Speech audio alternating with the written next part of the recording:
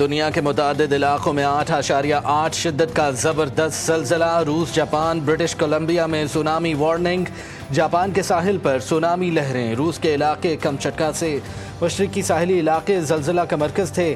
زلزلے کی گہرائی 19 کلومیٹر زیر زمین ریکارڈز. سخالین اوبلاست کے گورنر نے ایمرجنسی نافذ کر دی. متعدد علاقوں سے فوری نقل مکانی کی اطلاعات.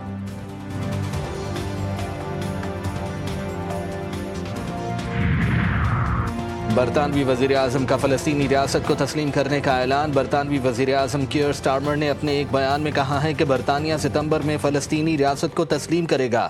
اگر اسرائیل کچھ شرائط پوری نہیں کرتا تو اقوام متحدہ میں فلسطینی ریاست تسلیم کی جائے گی. اسرائیلی حکومت غزہ کی صورتحال بہتر کرنے کے لیے اقدامات کرے. اسرائیل غزہ میں فوری جنگ بندی اور طویل المدتی امن کے عزم کا اظہار کرے. 221 برطانوی ارکان پارلیمنٹ پہلے ہی فلسطین کو تسلیم کرنے کا مطالبہ کر چکے.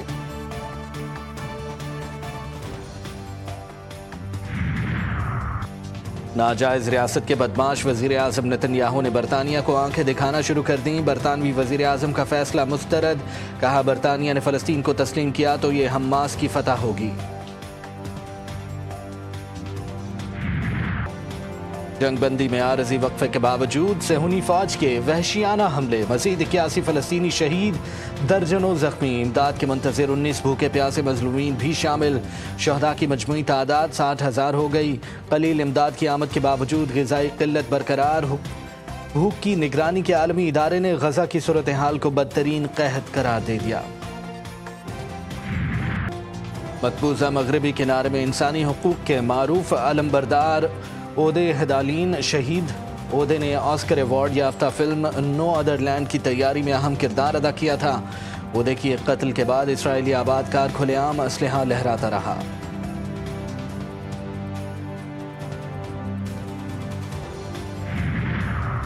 پاکستان کا فلسطین کے لیے فوری امدادی پیکج کا اعلان. این ڈی ایم میں 100 ٹن پر مشتمل امداد 2 کارگو طیاروں کے ذریعے فلسطین بھجوائے گی.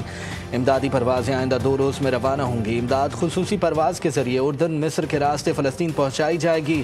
وزیر خارجہ اسحاق ڈار سامان کی روانگی اور ترسیل کی نگرانی کریں گے.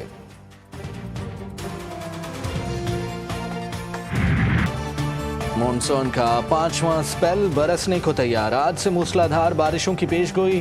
لاہور، راولپنڈی، مری گلیات، اٹک، چکوال، گجرات، جہلم اور گوجرانوالہ میں بادل برسیں گے. فیصل آباد، سیالکوٹ، بہاولپور، بہاول نگر اور ملتان میں بھی بارشوں کا امکان. خیبر پختونخوا کے بالائی علاقوں میں گرج چمک کے ساتھ بارش متوقع. کراچی میں بدستور بادلوں کے ڈیرے، مطلع ابر آلود. محکمہ موسمیات کے مطابق کراچی میں فی الحال بارش کا کوئی امکان نہیں.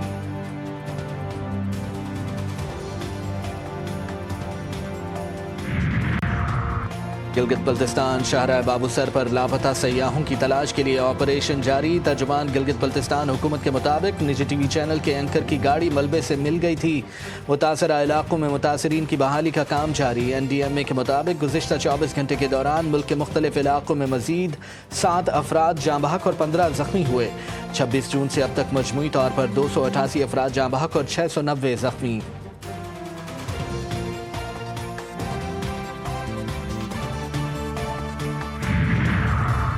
بانی پی ٹی آئی نے دونوں بیٹوں کو پاکستان آنے سے روک دیا. اڈیالہ جیل میں توشہ خانہ 2 کیس کی سماعت کے دوران بانی پی ٹی آئی سے پوچھا گیا کہ آپ کے بیٹے امریکہ سے واپس جا چکے اور کیا آپ کے بیٹے 5 اگست کو احتجاج میں شریک ہوں گے. بانی پی ٹی آئی نے کہا وہ پاکستان آئیں نہ کسی احتجاج کو لیڈ کریں گے. بانی پی ٹی آئی کے بچوں کے حوالے سے میڈیا پہ جو خبریں گردش کر رہی ہیں وہ بالکل غلط ہیں. ترجمان پی ٹی آئی شیخ وقاص اکرم کا رد عمل. ایکس پر اپنے پیغام میں کہا کہ بانی پی ٹی آئی کے بچے پاکستان آئیں گے. کسی کو بھی اس میں کوئی شک نہیں ہونا چاہیے.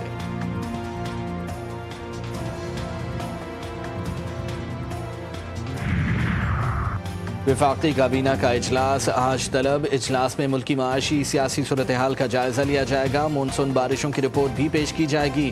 کابینہ کو امریکہ کے ساتھ ٹیرف اور دیگر امور پر بریفنگ دی جائے گی. کابینہ اجلاس میں آرٹیفیشل انٹیلیجنس پالیسی کی منظوری لی جائے گی.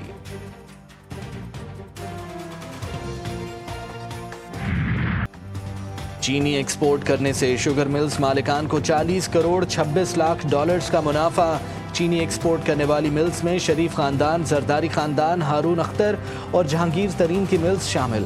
پبلک اکاؤنٹس کمیٹی میں چینی ایکسپورٹ کرنے والی شوگر ملز مالکان کی فہرست پیش کر دی گئی۔ اراکین کا سخت برہمی کا اظہار۔ جنید اکبر نے کہا کہ یہ لوگ ایکسپورٹ میں بھی کماتے ہیں اور امپورٹ میں بھی۔ ریاض فتیانہ نے کہا چینی کی قیمت کی مد میں قوم کے ساتھ 287 ارب روپے کا دھوکہ کیا گیا۔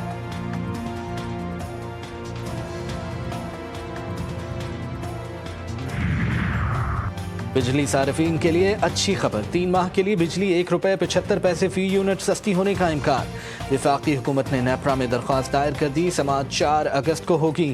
تمام فریقین کے دلائل سننے کے بعد اتھارٹی بجلی کی قیمتوں میں کمی کا فیصلہ کرے گی۔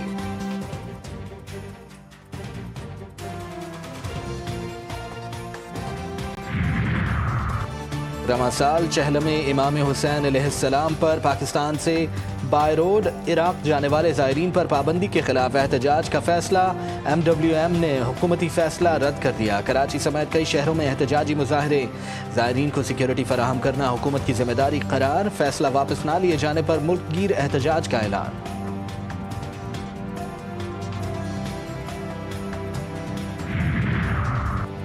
پاکستان سے میچ منظور نہیں، بھارتی میڈیا ایشیا کپ ختم کرانے پر بضد۔ ایشین کرکٹ کونسل کے ایشیا کپ 2025 کے شیڈول کے اعلان کے بعد بھارت میں ہنگامہ برپا۔ ٹورنامنٹ کا فیصلہ ہونے پر بھارتی میڈیا سمیت بھارتی کرکٹرز اور سیاستدانوں کا رونا دھونا سٹارٹ۔ بھارتی ایوان اور میڈیا پر مودی سرکار سے ایشیا کپ کے بائیکاٹ کا مطالبہ بڑھنے لگا۔ بھارتی میڈیا کا دعویٰ ہے کہ مودی سرکار ایشیا کپ میں پاکستان کو واک اوور دینے کے حق میں نہیں۔ پاکستان کو کسی صورت واک اوور نہیں دیا جائے گا۔ اگر واک اوور دیا تو پاکستان جیت جائے گا۔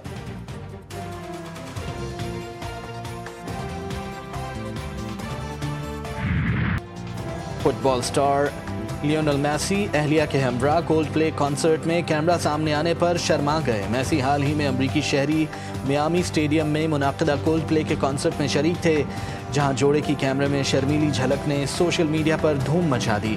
کنسرٹ کے دوران جب کیمرے نے جوڑے کو اسکرین پر دکھایا تو شائقین نے جوش و خروش سے میسی میسی کے نعرے لگانا شروع کر دیے۔